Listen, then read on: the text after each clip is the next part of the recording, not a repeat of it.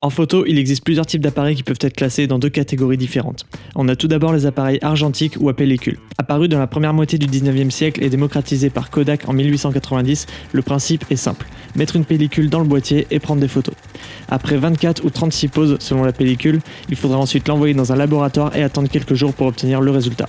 Il existe d'autres types d'appareils argentiques comme les appareils jetables ou les instantanés qui permettent d'obtenir des photos imprimées directement après la prise de vue. Les plus connus sont les Polaroid.